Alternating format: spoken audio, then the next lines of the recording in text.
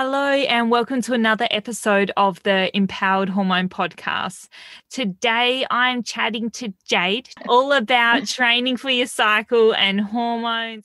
Yes, so my name is Jade Leray, and my business is the Beautiful Bodies Society. So it's a little bit of basically it is an online and in-person, like fitness health studio. I guess the thing is that you don't have to stop exercising at all. And I think that's the number one thing. Is a couple of things that I have read is like, oh, don't exercise when you have your period. But then I also have a lot of women that say it actually helps with pain and things like that. So there's no reason to stop. And if you're like me, I love to exercise. It's just a part of my daily routine, whether it's, walking, or I am doing weights or Pilates or whatever HIIT workout. But yeah, I guess it's more about the time that you train, so how long you train for, the intensity and the weight, and just basically changing up that depending on where you are in your cycle can have a lot more benefits on the stress levels in the body. And we have like our first half of the cycle, which which is from, say, you're just after your period. So if I say like day 1 to approximately day 7, you are bleeding. Yeah. And this time is, it's a sacred time, and it's a time that we actually don't, we're always like in the mindset, oh, I've got my period, like it's so annoying. But it's actually not annoying. It's actually a thing to let your body know that you're actually you're healthy female and you can reproduce. So periods are actually a really great sign that you are healthy. And what is common is periods that are debilitating and they stop you from doing things. That is common, but it's not normal. And I think once we start to understand how we can exercise to get the stress levels down, so you're not in such an inflammatory state when you get your period, then it can just make such a difference with your whole cycle, but also with actually having your period. So I guess during that stage, it's really important to listen to your body. Your hormones are at their lowest at that point as well. So you can be more stress reactive. So I have, through the research that I've done, is basically working on that lower intensity. You can still lift weights, but just be mindful of how you're feeling going into your workout. So, if you have woken up and you're really exhausted, or maybe you got to the gym, you're sort of halfway through, listen to your body. Maybe you need to stop and eat and then go on with your workout, or maybe you do need to go home. And I sort of say to some of my clients is like, if you had a big sort of gash on your arm that was bleeding, that you're in pain, would you go to the gym? No.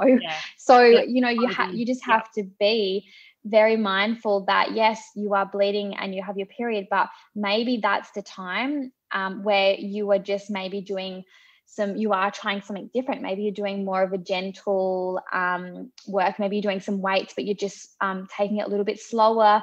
You're not lifting for your PB.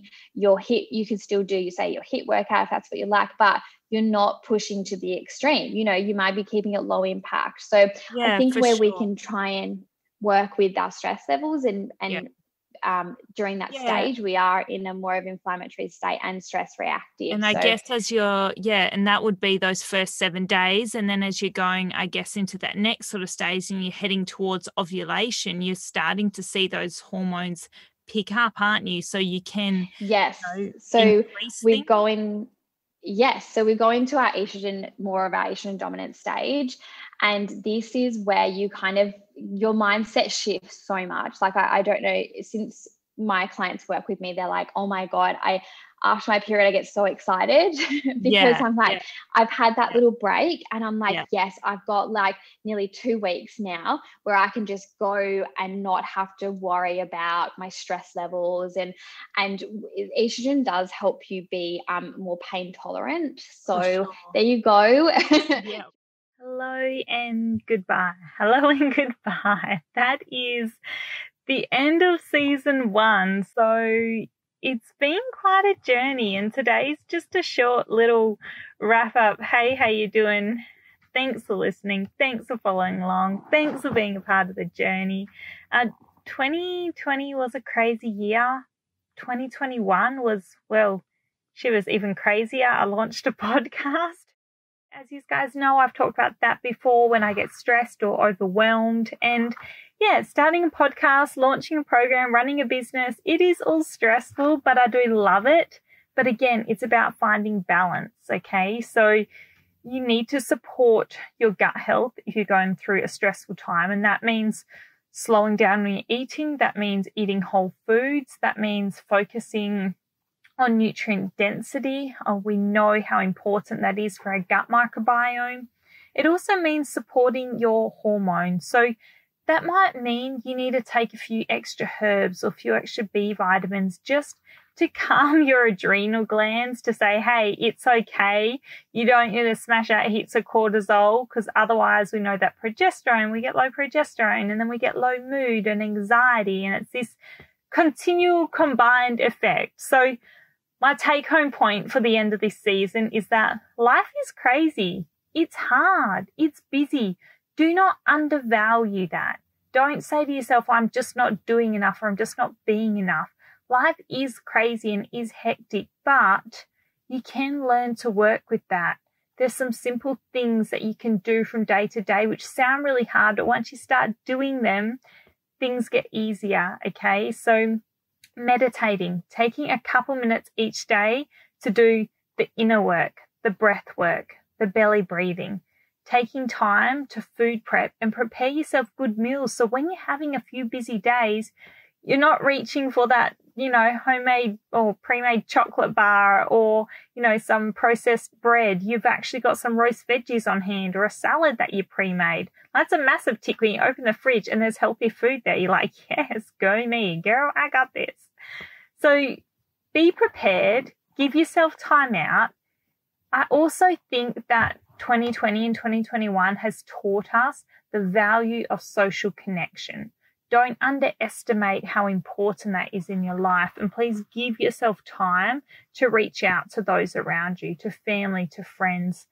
Value those relationships, because they are so, so, so important. And we can see what happens when that's taken away from us, how isolated we can be, or how much our anxiety or depression kicks in, or our mental health suffers for it. So value them and give yourself time to spend with those you love as well. Today, I had the privilege of speaking to Libby. Libby's a Sydney-based nutritionist, a personal trainer, and a CrossFit coach with over 10 years' experience working with females like me to achieve their fitness and nutrition goals. I'm Libby Westcombe, and I've been in the industry for over 10 years now, but it did kind of start with that CrossFit aspect. So I obviously had done like my personal training and that certification, and I became a trainer, and then when I met my partner, he was into CrossFit. So we got into it that way. And from there, I became a CrossFit coach. So it was kind of that natural progression.